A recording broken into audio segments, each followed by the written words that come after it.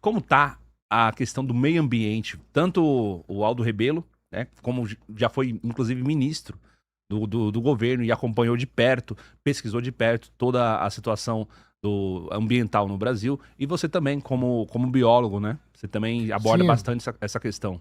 então, eu sou biólogo, analista ambiental, como o pessoal sabe, né? E eu tenho algumas informações muito interessantes para passar para o Aldo, inclusive sobre a perspectiva do IBAMA, a exploração da bacia equatorial. Em primeiro lugar, eu queria lembrar que a empresa Total, eu tenho fontes boas, né? A empresa Total, que é uma empresa francesa, ela pediu a exploração da bacia equatorial e não foi negada pelo IBAMA. Caiu em exigência, óbvio, mais estudos eram precisos, etc. Mas, no entanto, a Petrobras, que é reconhecida internacionalmente como a empresa que mais tem capacidade ambiental de atuar num desastre ambiental, ela foi negada de cara. Depois de muita repercussão agora, né? Com essas ONGs, WWF, essas ONGs norueguesas, é que se permitiu que a Petrobras possa fazer o estudo, a inspeção.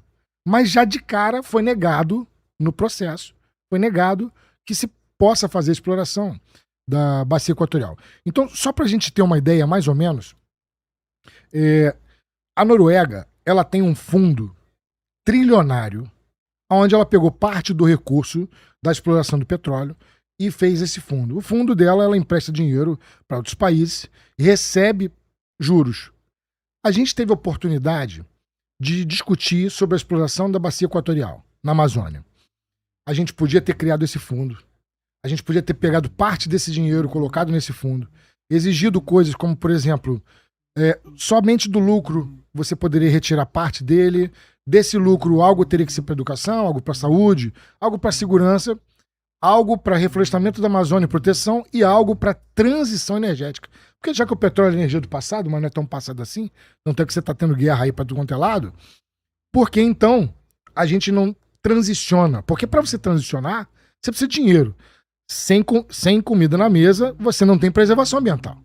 Então você transicionaria para outras energias alternativas, como eólica, como solar, porque uma só não adianta, você tem que fazer várias e várias. Mas aí se criou a ideia, Aldo, do tipo, olha, vai explorar a foz do Rio Amazonas. E não a bacia equatorial, que é 500 quilômetros. É a foz. E aí essas ONGs começaram a fomentar esse tipo de ideologia. E nós, ao invés de estarmos discutindo sobre esse fundo soberano que deveríamos ter criado, nós começamos a discutir não a exploração na foz do Rio Amazonas, que não era na foz. Só para você ter uma ideia da incoerência, Alcatraz, Abrolhos, você tem bacias de exploração a menos quilômetros. E essas ONGs, no entanto, nunca foram lá falar nada. Porém, como a gente pode ver aí, né? A Marina é a melhor ministra da agricultura que a gente tem, da França. E essa galera, estranhamente, você tem uma atuação de ONGs, artistas internacionais, etc., criando problemas sobre a exploração da bacia equatorial. No entanto, a gente tem a Guiana enriquecendo absurdamente com essa exploração. Eu sou biólogo, Aldo. Ninguém mais que eu quer preservar o meio ambiente. Mas não se faz preservação ambiental sem comida na mesa. Ou a gente transiciona por uma coisa melhor, ou a gente vai continuar como uma colônia Só sendo para explorada. contextualizar, isso foi durante o qual governo? Essa exploração, ela perpetua governos, tá? Ela vem de antes do Bolsonaro até o governo atual do Lula. Não, mas a questão do fundo que você falou que não foi criado, que não foi feito. Desde antes. A gente sabe que tem. A gente descobriu há algum tempo que existe petróleo lá e que esse petróleo é uma quantidade grande, é uma coisa como se fosse tão grandiosa quanto o pré-sal, aliás, maior que o pré-sal. Sim, Aldo? É verdade isso tudo que o Henrique está dizendo. Em primeiro lugar, Henrique, muito prazer em te encontrar, felicitá-lo pela tua candidatura, desejo que você seja vitorioso, você será uma figura muito importante nesse debate no Congresso Nacional, que é um debate enviesado, onde só aparece para a mídia, para chamados formadores de opinião, um ponto de vista, que é o ponto de vista desses interesses internacionais travestidos de meio ambiente.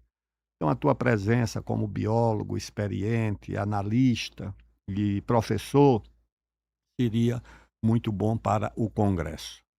Principalmente porque a tua atividade, ou seja, na época da colônia não havia essa divisão entre biólogo ou o que se dedicava à botânica, os botânicos eram todos naturalistas, eram os chamados naturalistas. E havia um paradoxo que era o seguinte: a melhor ciência do mundo era uma ciência a serviço dos impérios coloniais.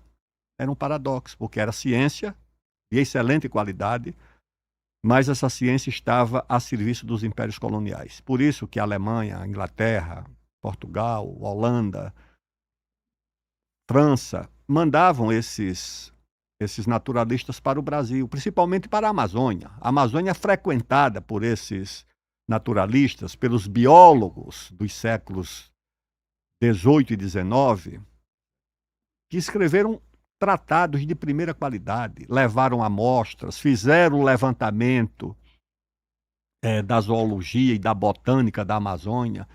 No século XIX ainda foi criado o mais importante museu botânico do mundo, que é o Emílio Guilde, que está lá em Belém. E a antropologia da mesma forma. Foi uma ciência também criada a serviço do Império Colonial. Aliás, toda divisão aerotransportada do Exército dos Estados Unidos tem um antropólogo. E eles justificam por que tem um antropólogo. Porque se você vai ocupar ou invadir uma determinada nação, você tem que conhecer os seus costumes, os seus hábitos. E o antropólogo serve para estudar os costumes, a cultura dos povos que vão ser dominados. Essa é a origem da antropologia. E essa antropologia colonizada permanece no Brasil. Antropólogos nacionalistas como Gilberto Freire, Darcy Ribeiro, são exceção. A antropologia, até hoje no Brasil, é, lamentavelmente, uma disciplina a serviço da dominação colonial. Dividiu o país entre indígenas e não indígenas, por exemplo. E na biologia também acontece isso. Tá certo? Tem uma biologia nacionalista, desenvolvimentista, a serviço do Brasil, e tem uma biologia a serviço dos interesses coloniais, que você não pode mexer em nada, não pode tocar em nada. É o caso, por exemplo, da ação dessas ONGs lá na chamada margem equatorial. Esse poço experimental que o Greenpeace inventou, que está na foz do Rio Amazonas, está a 500 quilômetros. É como se a foz do Amazonas estivesse aqui e o poço experimental estivesse lá depois do Rio de Janeiro, já perto de Campos dos Goitacazes. Sim. Qual é a influência que um poço, a essa distância, é como se o poço tivesse aqui e a foz estivesse em Florianópolis, depois de Curitiba. E é claro que isso é uma narrativa para impedir a criação desse fundo soberano que a Noruega criou, que financia tudo no mundo. É um dos maiores fundos soberanos do mundo que nós não podemos ter, e temos que aceitar que o Amapá, onde ficaria esse poço experimental, tem 73% da sua população vivendo de transferência de renda, vivendo de Bolsa Família. Você não cria um emprego para um biólogo, a não ser que seja o biólogo da ONG. Se não for da ONG, porque a Petrobras, naturalmente, vai precisar de biólogos para exploração de petróleo, vai precisar de eletricistas, de mecânicos, de engenheiros, vai precisar de todo mundo, mas não pode empregar a nossa juventude, porque só quem tem direito a emprego é o biólogo assalariado pelo Greenpeace, pela WWF, pago pelas fundações americanas, Fundação Ford, Fundação Rockefeller, ou pelo Fundo Soberano, ou pelo Fundo Amazônia, que é em parte financiado também pela Noruega, que é um fundo público, mas governado pelas ONGs. Então nós não podemos aceitar essa situação. Sim. O Brasil não pode aceitar esse status. O Brasil não é apenas um país que tem um governo paralelo das ONGs. O Brasil é um país ocupado pelas ONGs na sua atividade econômica.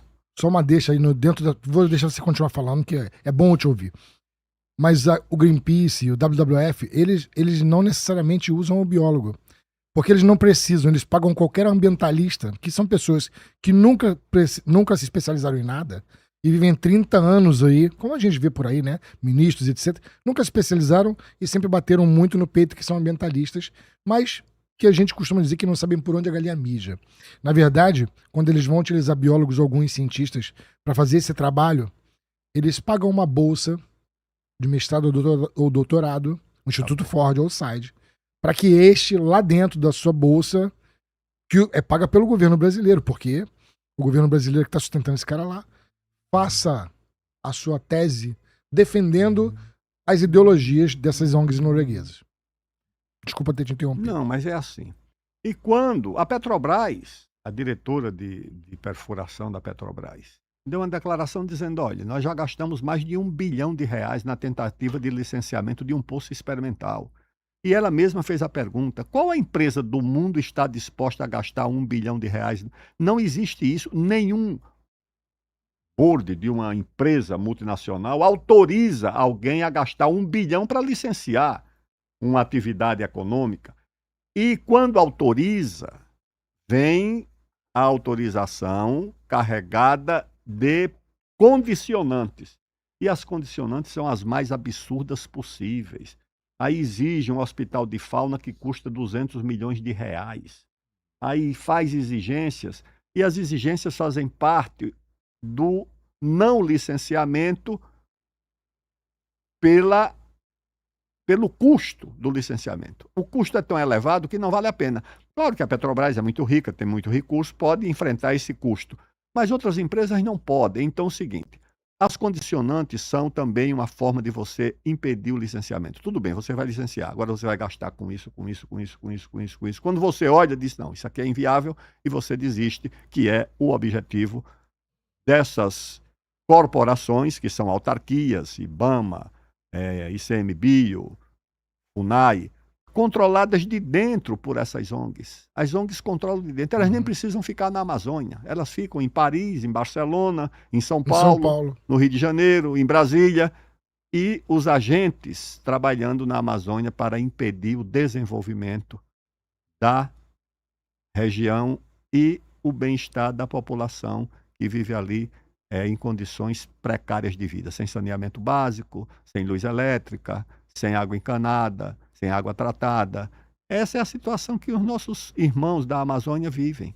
E é engraçado que eles não precisam de muito não, Júnior. Eles só precisam da ideologia. Veja, a gente passou esse tempo, ao invés de discutir um fundo soberano, um fundo com grana dessa exploração para que a gente possa desenvolver, transitar energeticamente, melhorar o meio ambiente, a gente estava discutindo a não exploração e muita galera pela ideologia, todo mundo nas universidades, não pode, não mexe lá, vai acabar com a foz do Rio Amazonas, o que é uma mentira. Ninguém fala nada sobre Abrolhos, por exemplo, onde você tem uma exploração que é mais perto. Não, tem coisa mais simples, né? Só você ver o caso Ferragão, por exemplo, que teve uma ação do PSOL para proibir, né, a construção, e foi feita lá no STF, o STF confirmou. O Brasil precisa ser rasgado por ferrovias e precisa ter energia elétrica de qualidade. E a gente está falando aqui de energia nuclear, nos quais nós, brasileiros, somos um dos 9 países que detemos a tecnologia. Nós somos, se não for um dos 5, o primeiro em enriquecimento de urânio. Nós temos mais urânio do que qualquer outro lugar no planeta e não temos uma Uraniobras. E vamos falar sobre a questão também econômica, né? Porque assim, como que a gente vai conseguir empregar, como que a gente vai conseguir desenvolver a região, como a gente vai conseguir trazer realmente, sabe, trabalho, emprego, renda para essas pessoas que estão nessas regiões. Hoje a Amazônia tem o pior IDH. Se a gente for... Essa é a contradição. Uma região tão rica, com tanto potencial, não é, Aldo? Tem o pior IDH do país. Ô, Henrique, você falou de urânio.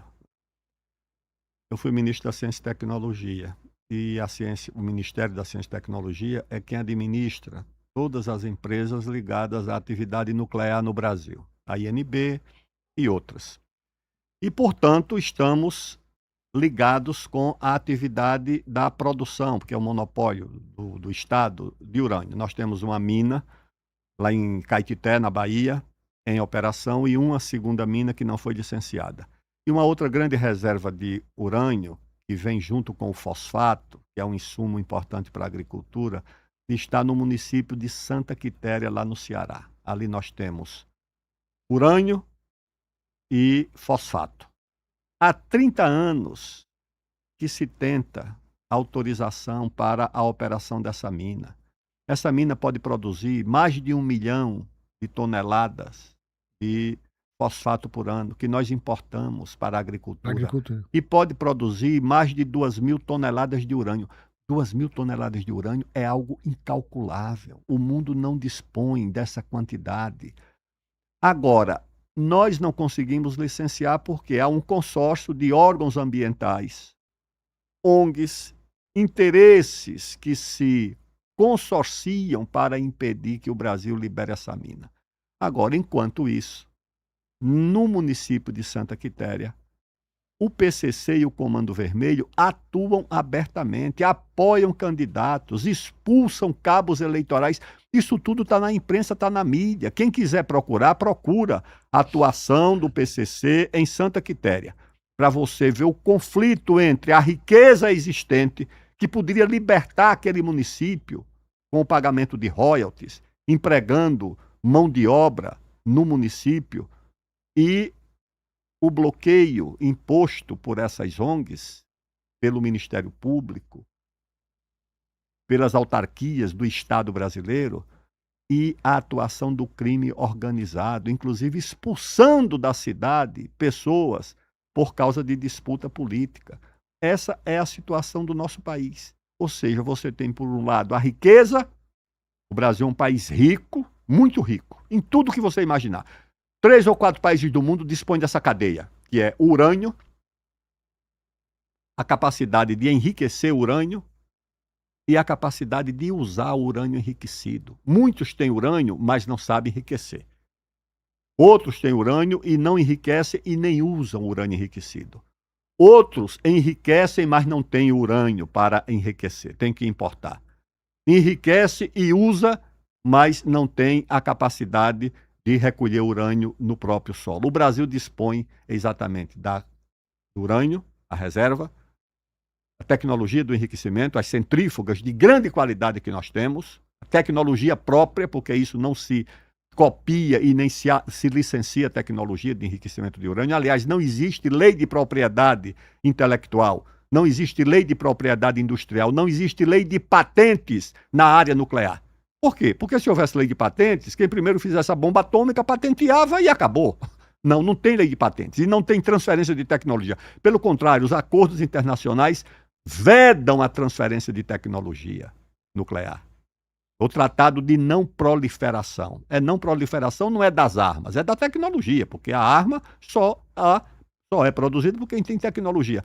O Brasil dispõe disso tudo bloqueado pelo Estado brasileiro. Isso é inaceitável, isso é inconcebível. O mundo olha e diz: que tipo de gente é que governa o país de vocês?